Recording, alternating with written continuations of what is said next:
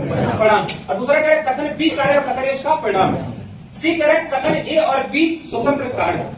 Confirm? सुनो, ये जो सी वाला ऑप्शन है ये कभी उत्तर होता ही नहीं। रीजन ही बता रहे हैं, ये कभी उत्तर नहीं होता, इसको कभी गलती से मत लगा कर। और हम बोल रहे हैं कि कभी उत्तर नहीं होता है, लेकिन जो पेट का पिछला पेपर हुआ था, ये वाला नहीं, इससे पिछला जो पेपर हुआ था उसमें आयोग एक प्रश्न दिया था और यही उत्तर माना गया। अभी क्या कह रहे कि मैं जो पढ़ा रहा हूँ गलत पढ़ा रहा हूँ, उसका रीजन था मानने, हम प्रूफ भी दे रहे हैं। बहुत सारे टीचर इसको तो पढ़ाते हैं, इसको भी कहते हैं कि ये उत्तर होगा, यहाँ मनोबल नहीं चलता है। हम कह रहे हैं कभी भी उत्तर नहीं होगा अगर इसको रियल बात पूछा, कभी होता ही नहीं उत्तर।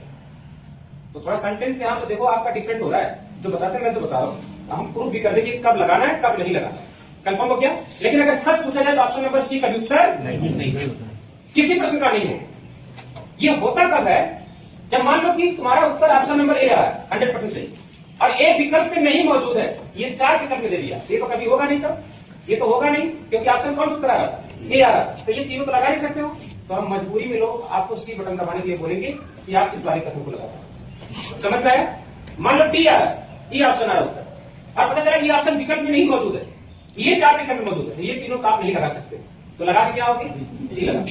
बाकी किसी केस में जो उत्तर आ रहा है अगर विकल्प में मौजूद है तो आप कभी भी सी नहीं लगाते हो। देखो मैं डायरेक्टली काट रहा हूं, ठीक है ना? और छोड़ो काटू था, मैं पढ़ के सुनाता हूं। स्वतंत्र कथन कभी भी कारण नहीं हो सकता, एक अकेला स्वतंत्र कथन कभी कारण नहीं हो सकता। लिखे हो ना? इसकी बजाय एक अकेला कथन तभी कारण हो सकता है जब इसका परिणाम अन्य कथन में इसके साथ दिया जाता है। साथ साथ लिखा भी दिया हूं और आपसे लिखा कर काट भी रहा हूं। कंफर्म हो गया? और सुनो इसके बाद, अब ये जो कथन दिया है इसको पहले हम पढ़ते हैं रियल साल कैसे होता है, इसको पढ़ते और पहचानते हैं कि कारण है कि परिणाम। सुनो, खलीलाबाद में भारी बारिश हो रही है।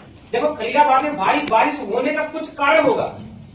अगर हम मोटरसाइकिल तेज चला रहे हैं तो उसका कुछ कारण होगा, कि बिना कारण के हम 120 का 150 लगा देते, कुछ तो कारण होगा।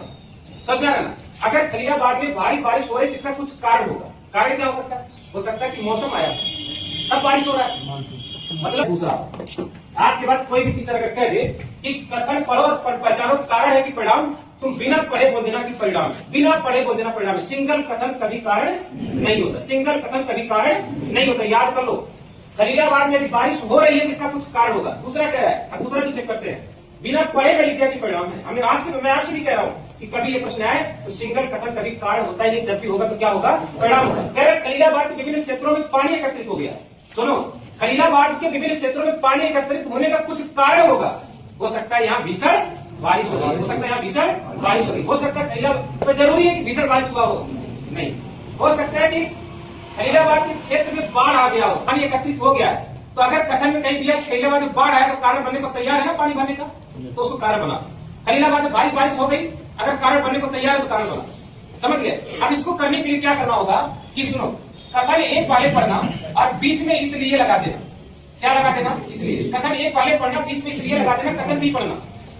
अगर ये सेंटेंस कंप्लीट होता है तो जिसको पहले पढ़ रहे हो वो कारण होगा और जिसको बाद में पढ़ रहे हो वो परिणाम होगा। अगर कंप्लीट नहीं हुआ तो रिवर्स पढ़ना, पहले कथन बी पढ़ना, फिर इसलिए बोलना, फिर कथन ए पढ़ना। अगर भाषा कंप्लीट हुआ तो कथन बी कारण होगा और कथन ए उसका परिणाम होगा। समझ में आया ना?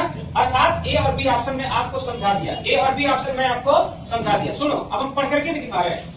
कह रहे खलीलाबाद में भारी बारिश हो रही है, इसलिए खलीलाबाद के विभिन्न क्षेत्रों में पानी एकत्रित तो हो गया है। तो इसका रीजन बनने को तैयार है ना? तो रीजन बनने को तैयार है तो इसको रीजन बना दे। तो इसलिए कथन एक कारण होगा और कथन भी उसका परिणाम होगा। तो इसका आंसर क्या होगा? ऑप्शन नंबर ए होगा। हम 3 ऑप्शन आपको समझा दिए। इसलिए खलीलाबाद में भारी बारिश हो रही है, संभव है नहीं ना? इसलिए ऑप्शन नंबर कौन सा उत्तर होगा? समझ में आया ना? नोट करो।